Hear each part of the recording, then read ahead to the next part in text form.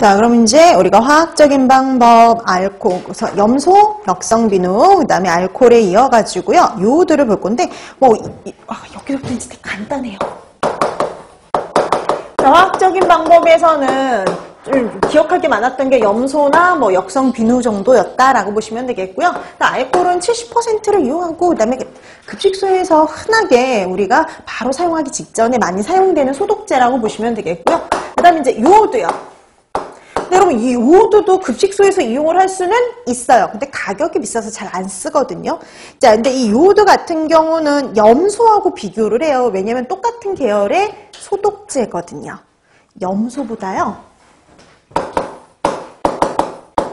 침투력이나 살균력이 훨씬 좋아요.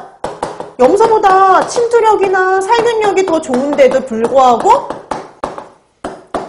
잘 사용을 안 하죠. 우리가 차 염소산 나트륨을 이용하지 요오드를 살균 소독에 잘 이용 안 하거든요. 가격이 비싸서 그래요. 그 다음에 두 번째, 요오드는 pH가 5 이하일 때 보통 효과적이에요. pH가 좀 낮은 게 효과적이고요. 그 다음에 우리가 보통 25ppm, 급식소에서는 25ppm 이하로 쓰면 돼요. 그러니까 차 염소산 200ppm을 쓰나 요오드 25ppm을 쓰나 똑같은 효과를 발휘해요. 그러니까 훨씬 얘가 조금만 써도 효과가 있죠. 그래서 요오드가 좀 더 염소보다 효과적이긴 하지만 잘 사용을 안 합니다. 가격이 비싸서. 그래서 얘는 그냥 이 정도로만 알아두시면 충분해요. 자, 그 다음에 승홍 나오죠. 승홍. 자, 승홍은 0.1%를 이용을 하는데요. 예전에는 얘를 손소독에도 이용을 했어요. 잘 사용은 안 했지만 예전에 손소독에도 이용이 가능했습니다. 그래서 그냥 승홍은 0.1%를 사용할 수 있다라는 정도 확인해 두시면 될 것 같아요. 농도 정도. 자, 그 다음에 6번째 페놀 나오죠. 이 페놀? 자, 이 페놀은 조금 기억할 게 뭐냐면 이 페놀은 고체인데요. 물에 잘 녹지 않아서 뜨거운 물에 녹여서 수용액 상태로 보통 이용을 해요. 그게 바로 뭐냐면 석탄산 수용액이요. 우리 아까 그 석탄산 개수 나왔을 때 그 석탄산이에요. 자, 그래서 석탄산 수용액을 이용을 하는데 3 내지 5% 석탄산 수용액 상태로 사용을 해요. 그래서 3 내지 5% 석탄산 수용액을 이용합니다. 3 내지 5% 이용한다라고 보시면 돼요. 자, 그럼 여러분 우리 아까 좀 전에 이게 나왔던 게 있었죠? 석탄산 개수. 그래서 이 페놀, 석탄산이요. 상당히 살균력은 좋은데 안정적인 물질이라서요. 소독제의 소독력을 나타내는 기준으로 이용을 하는 거죠. 살균력이 되게 좋아요. 그래서 우리가 소독제의 소독력을 나타내는 기준으로서 보통 이용을 해요. 그게 바로 우리가 했던 석탄산 개수죠. 석탄산 개수. 우리 시험에는 석탄산 개수를 구하라는 건 나오진 않아요. 근데 이 석탄산 개수가 소독력을 나타낸다 이 정도 생각을 하시면 되는 거죠. 근데 여러분 아까 석탄산이 뭘 물에 녹여놓은 거라 그랬냐면 페놀을 물에 녹여놓은 거라 그랬죠. 그래서 이게 간혹 페놀개수 이렇게 나오기도 해요. 그럼 이게 같은 말이구나 라는 정도 알 수 있으면 됩니다. 자, 그럼 이 석탄산 개수는 어떻게 계산이 된다라고 되어 있느냐면 기준이 되는 석탄산의 희석 배수를 나눠주면 돼요. 우리가 구하고자 하는 소독제의 희석 배수를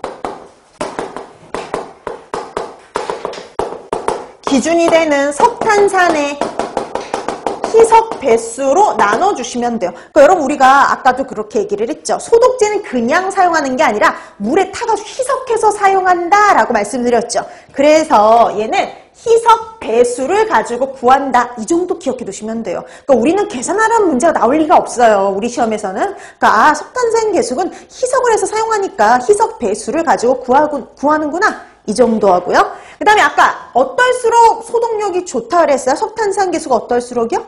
그렇죠. 석탄산 개수가 높을수록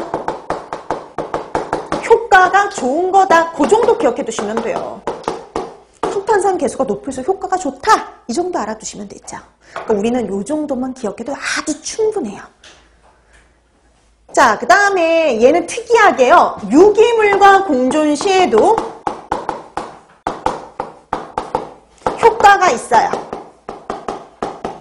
아까 보니까 단백질 같은 유기물과 공존 시에 다 효과가 떨어졌잖아요. 근데 효과가 떨어지지 않아요. 그래서 변소 소독, 그러니까 화장실 소독이라든지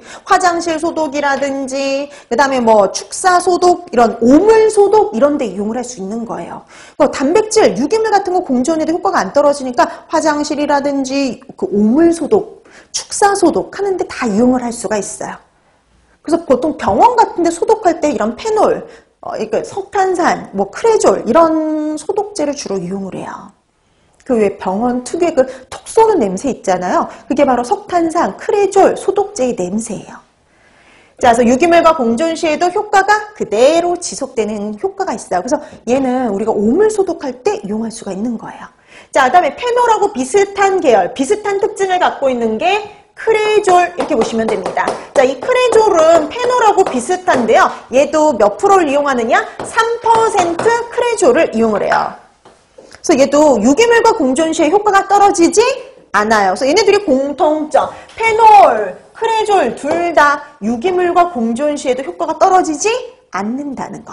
그래서 얘는 3%를 이용을 하는데 보통 손소독이라든지 오물소독에 이용을 해요. 손소독, 오물소독에 이용하는 거 크레졸.